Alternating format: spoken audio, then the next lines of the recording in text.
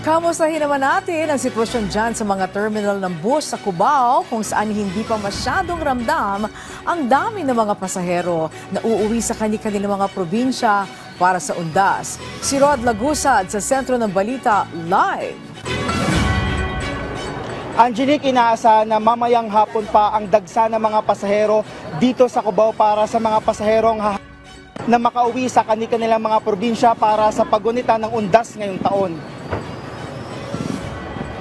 Mamayang hapon pa inaasahang magsisimulang dumami ang mga pasahero dito sa Cubao na babiyahe pa uwi sa kanilang mga probinsya ngayong bisperas ng undas. Ayon kay Fire Inspector Lorenzo Diaz, Station Commander ng Pinagkaisahan Fire Substation na bahagi ng itinalagang command post dito sa Cubao, hindi pa ganun karami ang mga pasahero ngayon.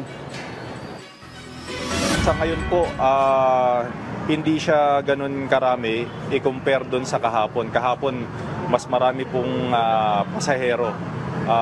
Ngayon, hindi pa siya ganun karami. Pero in-expect namin mamayang hapon baka dumami.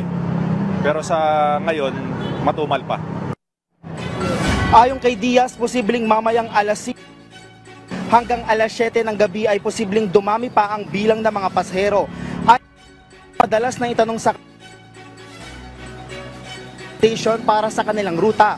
Sa kanilang command post, bukod sa mga tauhan ng Bureau of Fire Protection, kasama din na nagbabantay rito ang Philippine National Police, MMDA at maging tauhan ng traffic sector ng Quezon City LGU.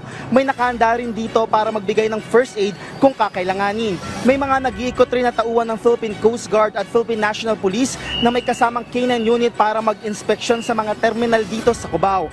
Isa si Cristal na ngayon ay pauwi dahil may pasok pa sa trabaho hanggang kagabi. Akala namin mas maluwag ngayon. Di pala. Yun. Sobrang hirap sumakay ngayon. Sobrang dami ng tao.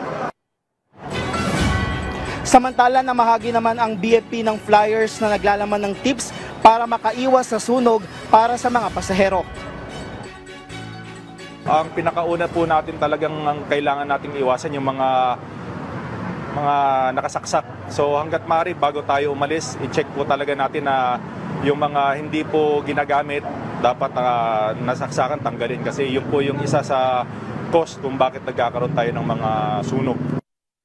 Angelique, sa mga oras na ito ay makikita natin na hindi pa ganun kadami yung mga pasahero. Pero dito sa aking likuran, yung biyahe ng mga ito yung usually ng mga probinsya na mas malapit dito tulad ng Bulacan, Pampanga at Bataan. Pero pagdating dito sa terminal ko nasaan tayo, yung mga biyaheng Tuguegarao, Cagayan, Santiago, Isabela ay hindi pa ganun kadami yung mga pasahero na uwi sa kanilang mga probinsya. At yan muna ang latest mula dito sa Cubao. Balik sa iyo. Okay, maraming salamat, Rod Lagusad.